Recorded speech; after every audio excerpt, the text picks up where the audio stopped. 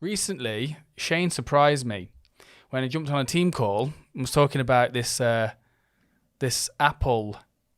Like was it like M1, the M1 Mac? But was it like a press conference or something that or a product launch like a video you'd watched, where Apple was talking about how important privacy is to them? And I don't know whether you guys have noticed, but Shane's pretty not particularly trusting of big tech companies at the best of times. So this was kind of surprising to me when Shane was like, you know what, Apple. Yeah. So I just wanted to sort of like pick your brain a little bit about that. And initially it's like, okay, so just talk a little bit about that. What is it that made the switch? Why did you make the switch? What was it that prompted you to think, Apple have got it right at the moment, Yeah. So, to give a bit of context, like for the longest time, I was a Windows and Android user. And that's what I was used to and grew up with. And I always sneered at Apple, mainly because their stuff is just overpriced in comparison. And for the most part, that's still true. Where, like, especially with the pre-M1 laptops, for example, or desktops, it's like you could just clearly see, you get an Apple laptop, you can just clearly see that for significantly less money, you can get a Windows laptop with the exact same specs. So you're really just paying the Apple premium. And that is sometimes a really huge chunk of money.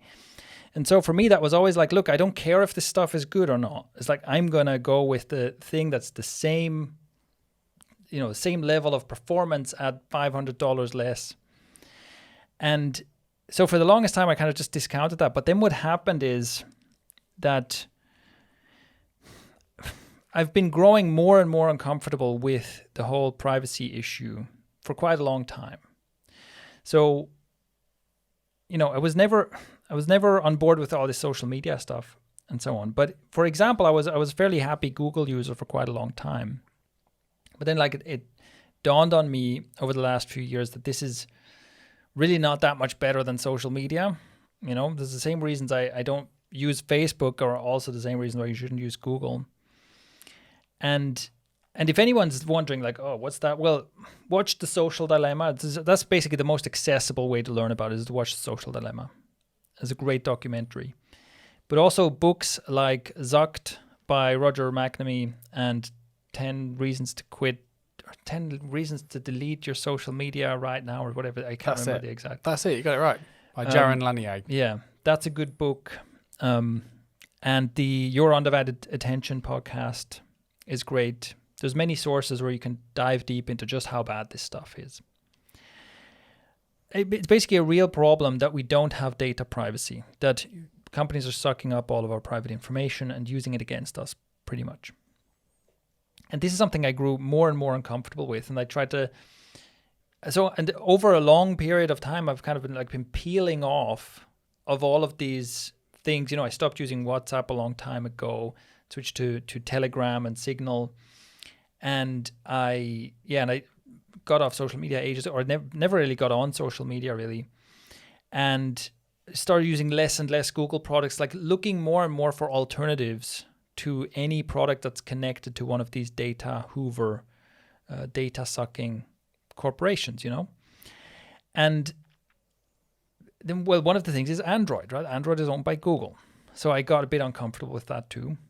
And Apple really got to me because of their privacy messaging.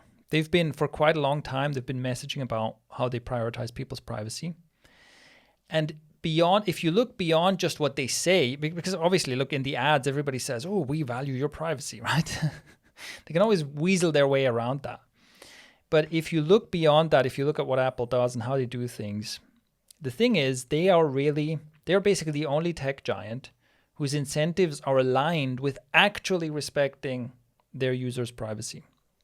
Because for companies like Facebook and Google and so on, of course, they always talk a big game about privacy. But it's always like, read this 72-page privacy policy, which tells you all about, well, we respect this aspect of your privacy and that aspect of your privacy and so on. And we don't collect this kind of data.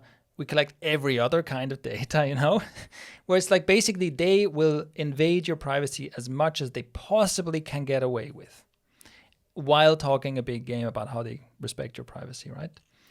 And Apple is the only tech giant that has their incentives aligned. For some reason, it turned out this way, that they started marketing like real privacy, and they've stuck with that. So for the time being, they can be trusted with your data more than any other tech giant.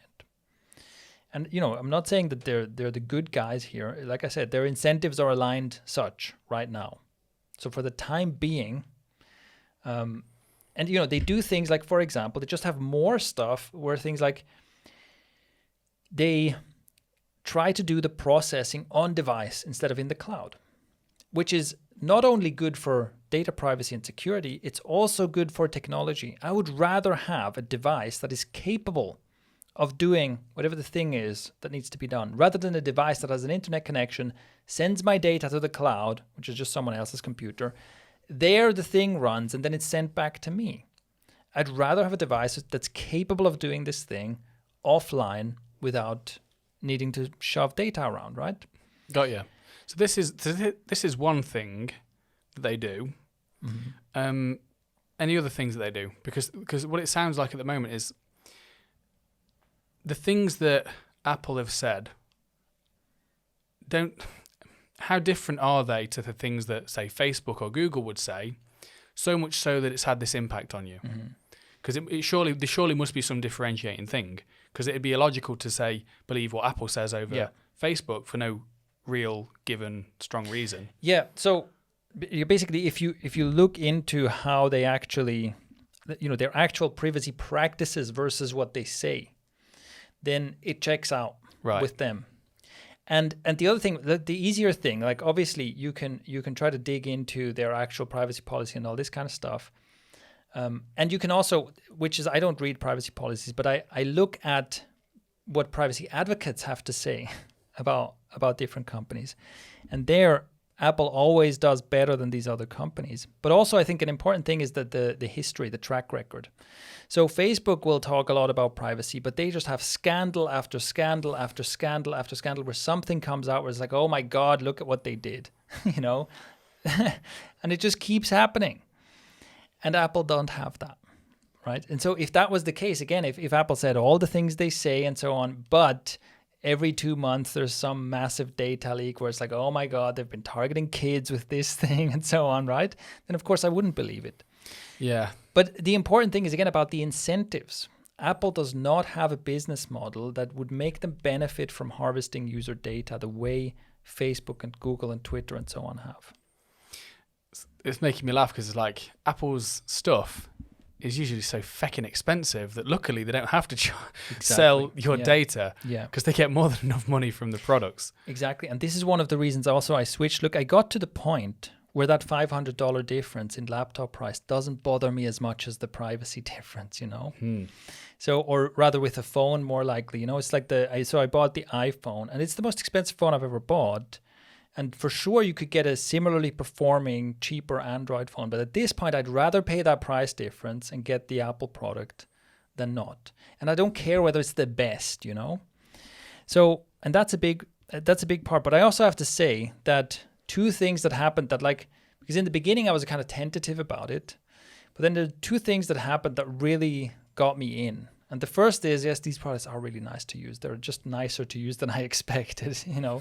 And there's just little touches, like one of the things that surprised me is that, you know, once you've connected your phone, for example, to a Wi-Fi network, if you take your laptop to the same place, it will just connect.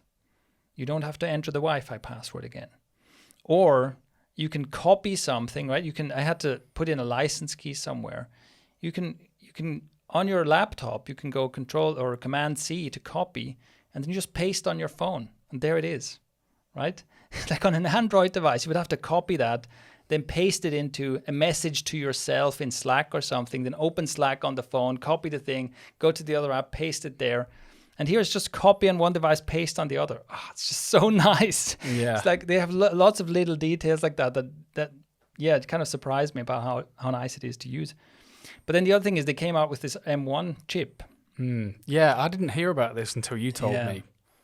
And there's a part of me that just, I don't know, man, unexplored part of me that just wants to build PCs and just is interested in hardware and stuff. And look, that's for sure. Like the joy of building a PC, like you can't get that with a Mac, right? And I totally get that. That used to be a hobby of mine too. But with the M1 chip is really impressive because it is. Before it was just like it was the same hardware in an aluminium encasing with the Apple logo on it and a super inflated price tag. So it's like, well, I'm not that interested in that. But now they actually have their own chip. And this chip is absolutely trouncing everything in its price category. So I also have to say, like, just from a geeky side of me, I'm like so excited about seeing some progress in this space because for so long, like every new generation of processor was kind of just boring. Like nothing interesting has happened with processors in a long time. And now Apple come along, they make their own thing and it's actually good. I'm like, okay, fine. Take my money. You've convinced me. Yeah. But yeah, the main thing is really like the privacy thing. And it's one of those things like, I know it's hard to understand, you know, and it might sound like I'm like making excuses like, yeah, you just want fancy Apple stuff, right? And this is your excuse. But it's like, it's hard. It really is something that I've read so much about this. I'm so aware of the problems around privacy. I really feel like this almost physical discomfort, you know, like, so for example, on an old phone, I still have WhatsApp. And once a month or so, I open it up and I message some of my friends and I'm like, have you switched yet? You know, because there's some people I want to stay in touch with, but that's where they are. And like every time I use it, I'm just like, ugh, it's gross. There's something really gross about using a product like WhatsApp to me. I feel unclean. Yeah, really. It's like, yeah, I have to take a long shower afterwards. And so for me, there's a real tangible, significant value of working in an ecosystem of products where I feel like my data isn't just like leaking out everywhere, you know? Mm-hmm. Yeah, I've still got a Google Pixel 2 phone from like Google knows more about you than I do about myself. Yeah, for sure. Yeah. Yeah.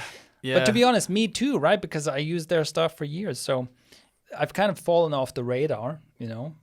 So I guess they're not that up to date on what I'm up to. But oh my God, Google must have reams of data on me. Yeah, got the rap sheet, the full rap sheet on you. Yeah, you can imagine having like a Google Pixel phone and then a fucking Google laptop and just being balls deep in their ecosystem. It's like man, it's invasive. Yeah, it's gross. Also, you start using DuckDuckGo. DuckDuckGo.com is great search engine, privacy. It's not worse than Google, in my opinion. I've used it for, I don't know, like 2 years now, I think.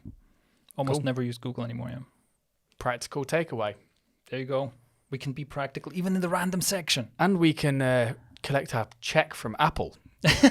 Yeah, if only, dude. If only. You know, speaking of, like, well, I don't know which episode this will go on, but if it goes to the cult episode, like, you know, Apple is a bit of a cult, isn't it? It's like you keep giving them more and more money, and then you talk about how great they are. It's like, dude, shit. There was that hilarious video, like a news report, really long queue. You know the story, like of the queues outside Apple shops when they released a new thing. New phone came out, big long queue. This kid was at the front of the queue. Must have been like 16 or something.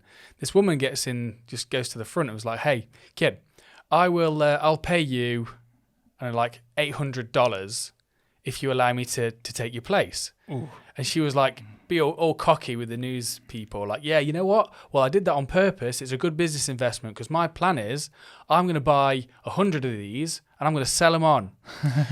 So then the story develops that they get access to the store. And what she wasn't aware of, that they were saying you're only allowed one iPhone per person. Yeah. So she wanted to scalp them. She wanted to take them all and then sell them all, but they'd already planned for that.